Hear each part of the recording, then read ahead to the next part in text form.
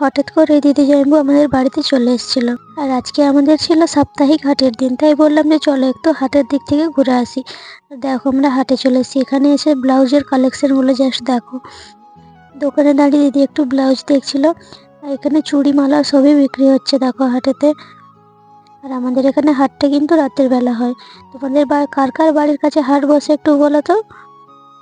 দেখো এখানে সব রকমের কালেকশন পাবে। সেখানে দেখো শাড়ি নাইটি বিক্রি হচ্ছে। আর আমার মতো গরিব লোকদের ওই মলতল বাদ দিয়ে সাপ্তাহিক হাট জিন্দাবাদ। তারপরে কিছু নেই বা নাই নেই সব দোকানে ঘুরে ঘুরে আমরা দেখে নিচ্ছিলাম। আর এখানে কুর্তিগুলো জাস্ট দেখো, কার কার দেখে নিতে ইচ্ছে করছে বলো তো। পছন্দ হলে নিজেরা এসে কিনে নিয়ে যাবে। আর এখানে দেখো দেখতে পেলাম একটা খেলনার দোকান। আর খেলনার দোকান থেকে আমরা দুটো বন্দুক নিয়ে নিই আমাদের দুটো বাচ্চার জন্য। এই দেখো। তারপরে চলে গেলাম পাশের একটা চুড়িমালার দোকানে, সেখানে দিদি দুটো পলা দেখছিল, সাদা পলা লাল পলা, তারপরে সেই পলা দুটোও নিয়ে নিলাম। তারপরে চুড়ি নেওয়ার পরে আমরা চলে গেলাম একটা জামা প্যান্টের দোকানে, সেখান থেকে বাচ্চাদের জন্য দুটো প্যান্ট নিয়ে নিলাম। তারপরে এখানে দেখো কত জুতোর স্টক রয়েছে। এদিকে সবজি দোকান, আর এখানে দেখো শীতের পোশাকও আছে।